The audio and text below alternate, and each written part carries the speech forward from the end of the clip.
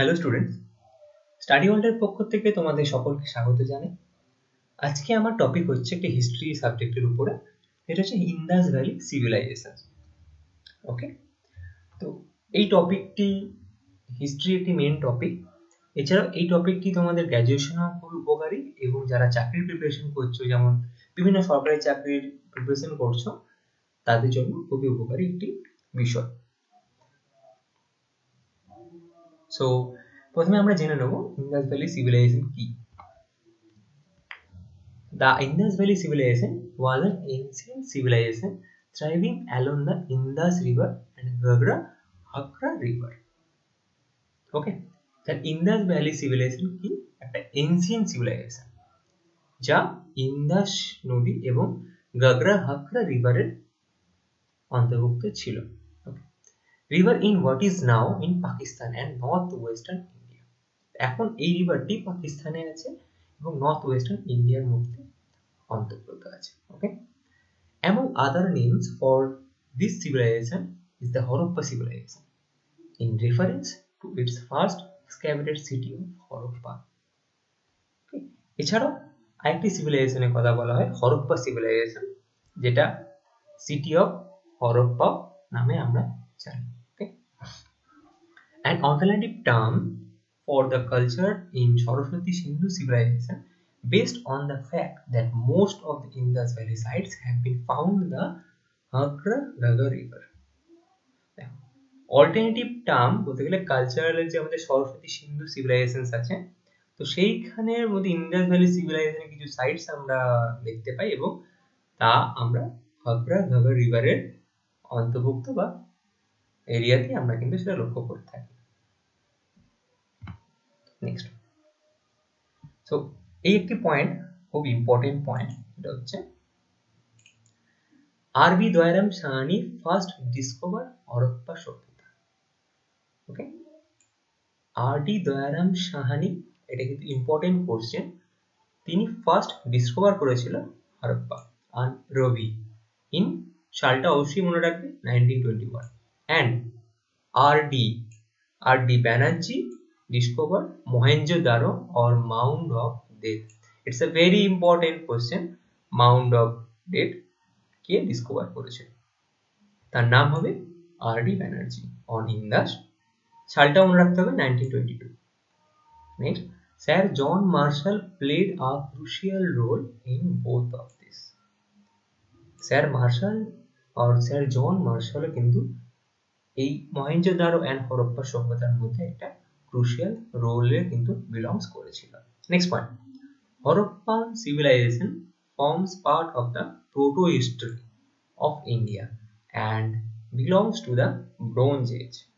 ঠিক আছে, Mediterranean, Proto-Australoid and Mongoloids and Alpines form a bulk of population.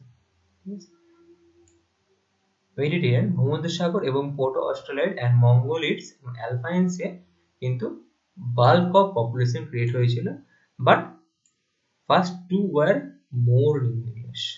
Okay, more than 100 sites belongs to the civilization have been excavated. Next point, according to the radiocarbon dating, it spared from the year of 2500 to 1750 BC. এবার হচ্ছে এই Harappa civilization, এই আপনার Harappa and Mohenjodaro Indus valley সিভিলাইজেশনে কিন্তু উল্লেখ করা হয়েছিল copper, bronze, silver, gold, but আয়রনে কিন্তু উল্লেখ করা হয়নি। এটা কিন্তু অবভিয়াসলি তোমাদেরকে মনে রাখতে হবে। ওকে, সো নেক্সট পেজ যাচ্ছে। এবারে জানবো আমরা জিওগ্রাফিক্যাল এক্সটেন্ট, এটা কি কি কভার করছে। It's covered parts of Punjab, Sindh, Balochistan, Gujarat, Rajasthan and some of western UP. It extends from Manda in Jammu in the north to Daimabad in the south and from Alamgirpur in W West UP to Shukta Zemdar in Balochistan in the west. এটা কোথায় কোথায় belongs করছে এই সিভিলাইজেশনটা, সেটা আমরা জানলাম। এটা কি? এটা পাঞ্জাবে কভার করছে, সিন্ধ কভার করছে, বালুচিস্তানে কভার করছে, গুজরাটে কভার করছে, রাজস্থানও কভার করছে এবং some of the part of western UP, UP means উত্তরপ্রদেশের আন্ডারও কিন্তু কিছুটা এটা কভার করছে। এটা হচ্ছে ইন্ডিয়া বলতে বলা যায়। এবার হচ্ছে Pakistan. Major sites in Pakistan are Harappa, Andrabi, the West Punjab, Mohenjo-daro, Indus, Chanudaro, Sindh, etc. in India. Major sites are Lothal, Rangpur and Surpoda, Gujarat, Kalibagan, কোথায়? রাজস্থানে। বানওয়ালি, হিসার। সো হিসার বললে অবভিয়াসলি হিসার কোথায় জানা দরকার। তো বানওয়ালি হচ্ছে হিসারে, অ্যান্ড তোমার হিসার কোথায়? হিসার কিন্তু হরিয়ানাতে আছে, and Alamgirpur western UP. Next, largest and the latest site in India is Dholavira in Gujarat. এটা কিন্তু মনে রাখার বিষয়। Largest and the latest site কি ইন্দাস ভ্যালি সিভিলাইজেশন? সেটা হচ্ছে ধোলাভিরা ইন গুজরাট। কে ফাইন্ড আউট করেছিল? Doctor J.R. Joshi and Dr. R.S. Vist were involved in it. Okay, এটা মনে রাখার খুব বিষয়, খুবই ইম্পর্টেন্ট বিষয়, ভাইটাল পয়েন্ট একটা। তোমার এটা চাকরির পরীক্ষায় অবভিয়াসলি আসবে। নেক্সট পয়েন্ট, এবার আমরা জানবো ইন্দাস ভ্যালি সিভিলাইজেশনের টাউন প্ল্যানিং। ইন্দাস ভ্যালি সিভিলাইজেশনে কিন্তু টাউন প্ল্যানিং একটা খুব সুন্দর টাউন প্ল্যানিং ছিল। যেরকম আমরা এখন দেখতে পাই একটা টাউনের যে প্ল্যানিং থাকে, ড্রেনেজ সিস্টেম থেকে শুরু করে রোড লাইটস, রোডস, হ্যাঁ, প্রপার একটা কমিউনিকেশন সিস্টেম থাকে, সেরকমই কি আছে এতে কিন্তু টাউন প্ল্যানিংটা খুবই বিউটিফুল টাউন প্ল্যানিং ছিল। ওকে, elaborate town planning, it follows the grid system. Roads were well cut, dividing the town into large rectangular or square blocks. Lampposts at intervals indicate the existence of street lighting. Flanking the streets, lanes and by-lanes were old, well-planned houses. মানে কি হচ্ছে, এদিকে town planning ছিল একটা grid সিস্টেমে কিন্তু town প্ল্যানটা করা হয়েছিল, যেখানে কি হয়েছে টাউন প্ল্যানিং এ প্রত্যেকটা জায়গায় যাওয়ার জন্য একটা রোড বানানো হয়েছিল এবং যে হাউসগুলো প্ল্যান করা হয়েছিল সেই হাউসগুলো কিন্তু রেক্ট্যাঙ্গুলার স্কোয়ার বক্সও কিন্তু প্ল্যান করেছিল। এছাড়াও স্টোর আপনার এরিয়াতে বিভিন্ন দিক নির্ণয় করার জন্য নাইটে তারা ল্যাম্প পোস্টও কিন্তু তারা তৈরি করেছিল, যেটা আপনার বিভিন্ন সাইডের লোকেশনগুলোকে ঠিক করে। এরপর used burnt bricks of good quality as the building material. Elsewhere in the contemporary world, mud bricks was used.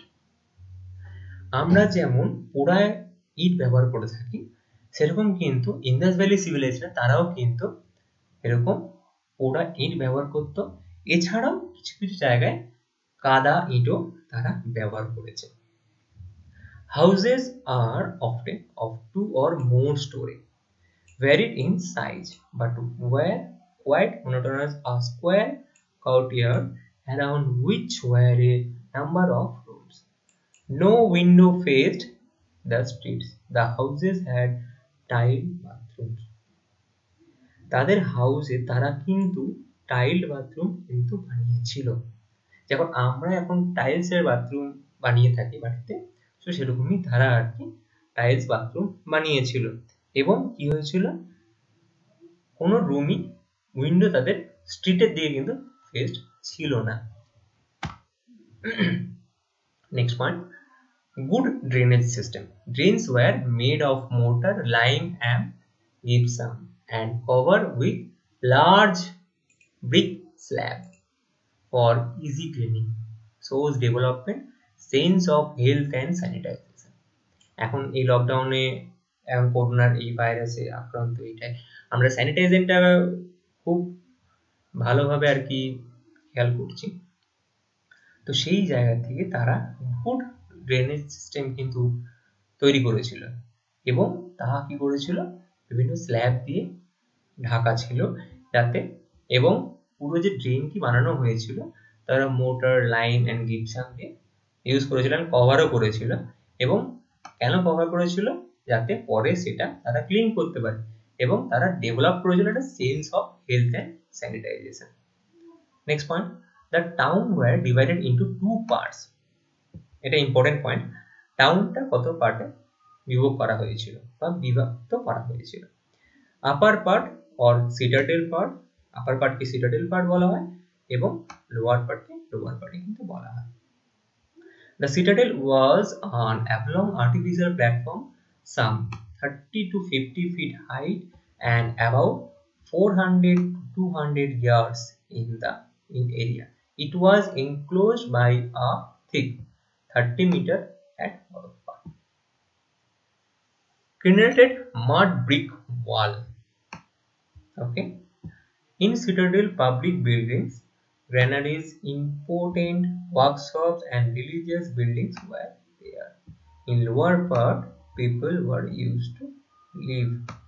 The citadel part A height টা আমরা জানবো 30 to 50 feet height ছিল, এবং 400 to 200 yards in the area, এটা enclosed ছিল। Citadel পার্টসে কিন্তু public কিছু building তৈরি করা হয়েছিল, গ্যালারি হয়েছিল, ইম্পর্টেন্ট ওয়ার্কশপ থাকতো অ্যান্ড রিলিজিয়াস বিল্ডিংস থাকতো। অ্যান্ড লোয়ার পার্টে কিন্তু যারা বসবাসকারী ছিল তারা সেখানে থাকতো।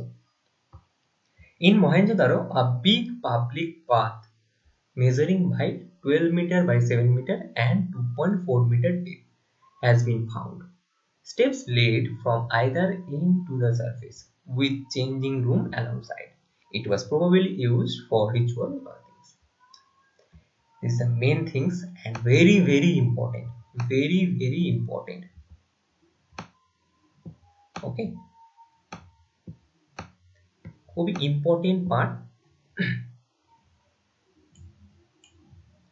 In Mohenjo-daro তারা একটা বিগ পাবলিক বাথ বা যেটাকে বলা হয় গ্রেট বাথ তারা কিন্তু তৈরি করেছিল। এর মেজার কিন্তু অবভিয়াসলি জানার জিনিস, যেটা হচ্ছে 12 metre by 7 metre and 2.4 metre deep. এটা কিন্তু খুব ইম্পর্টেন্ট পরীক্ষায় আসার জন্য, এটা পরীক্ষায় কিন্তু আসবেই এবছরে। এটা হচ্ছে বিগ পাবলিক বাথ বা গ্রেট বাথ কারা করেছিল ইন্দাস ভ্যালি সিভিলাইজেশন। তার মেজারমেন্ট কি ছিল? 12 metre by 7 metre and 2.4 metre deep has been found. এবং কি হয়েছিল? Steps led from the either end to end surface, surface দ্বারা বিল্ড করেছিল উইথ চেঞ্জিং রুম, তারা কিন্তু চেঞ্জিং রুমও রেখেছিল। অ্যান্ড এটা কি ব্যাপারে ইউজ হলো? It was probably use for the ritual bathing, তাদের আনুষ্ঠানিক এবং ধার্মিক কোনো কাজের সময় কিন্তু এই পাবলিক বাথ তারা ইউজ করতো। ওকে, সো নেক্সট এক্সক্যাভেশন অ্যান্ড এক্সক্যাভেটার্স এর উপরে যাব। এটা হচ্ছে খননকারকের নাম এটা বলা যেতে পারে আর কি, এবং কত সালে হয়েছিল। Very very important part. আমি একটা টেবিল বানিয়েছি, আই থিঙ্ক তোমাদের এটা বলতে খুবই সুবিধা হবে। যেমন চানহুদারো অন ইন্দাস হয়েছিল 1931 অ্যান্ড কি করেছিল? MG Majumdar. Shukto gender on দশা কত সালে হয়েছিল? দেখা আবিষ্কার হয়েছিল 1927 বা ফাউন্ডিং, যেটা ফাউন্ডিং মানে আপনাদের পাওয়া গেছে ডিটেলস যেটা বলা যায়। সো কে করেছিল? Sir Aurel Stein. নেক্সট কোরদ্বীপ on Indus in 1955 by Faisal Ahmed Khan. Roper on settlers in 1953 by Y.D. Sharma. Banwai on Saraswati founded in 1973 by R.S. Bist. Lothal and Bhogwada 1954 is Rao. Next, Rampur on Mahar in 1931 to 53 by M.S. Words, B.V. Lal and Isa Rao. Amri on Indus founded on 1929 by N.G. Majumdar. Kalibagan on Gagar in 1961 by B.V. Lai. Shorkoda এটা কোনো mention করা নেই এখানে, founded in 1964 and by J. Joshi, and Alamgirpur on Hindon in 1958 by Y.D. Sharma. Okay, so আজকে এই পর্যন্তই তোমাদের Indas valley civilisation নিয়ে বোঝাতে পারলাম। আই থিঙ্ক বোঝাতে পেরেছি তোমাদেরকে। আমি একটু শর্ট ফর্ম করে কিছু ইম্পর্টেন্ট পয়েন্ট, যেটা ইম্পর্টেন্ট কিছু যে হিস্ট্রি পয়েন্ট যার মধ্যে তোমরা মনে রাখতে পারবে আর কি। অনেকটা আর কি বড় সাবজেক্ট, এটা অনেক বড় একটা চ্যাপ্টার, তো সেই জায়গা থেকে খুব ছোট ছোট পয়েন্ট বার করেছি এবং ইম্পর্টেন্ট পয়েন্টস নিয়ে ডিসকাস করলে যাতে তোমাদের মনে রাখতে সুবিধা হয় এবং চাকরির পরীক্ষায় তোমরা সেটা ইউটিলাইজ করতে পারো, সেটা পড়ার বিষয় হতো। তো আজকে এই পর্যন্তই। নেক্সট ক্লাসে আমি তোমাদের সঙ্গে তার যে ইকোনমিক লাইফ ছিল, ইকোনমিক লাইফের মধ্যে এগ্রিকালচার কি, মানে তাদের এগ্রিকালচার কিরকম ছিল, তাদের ট্রেড অ্যান্ড কমার্সের সাইড কিরকম ছিল, আর্ট অ্যান্ড ক্রাফট কিরকম ছিল, এছাড়াও তাদের রিলিজিয়াস লাইফ, সিভিলাইজেশন স্ক্রিপ্ট এবং পলিটিক্যাল অর্গানাইজেশন ছিল। তো সেই ব্যাপারে আমি তোমাদের সঙ্গে নেক্সট ক্লাসে ডিসকাস করব। সো আশা করি তোমাদের আমার ক্লাসটা আজকে খুব ভালো লেগেছে। যদি ভালো লেগে থাকে প্লিজ চ্যানেলটা সাবস্ক্রাইব করো and obviously like and share করো এবং তোমাদের নিজেদের মধ্যে একটু স্প্রেড করো, ঠিক আছে? Thank you for watching my video. Bye by.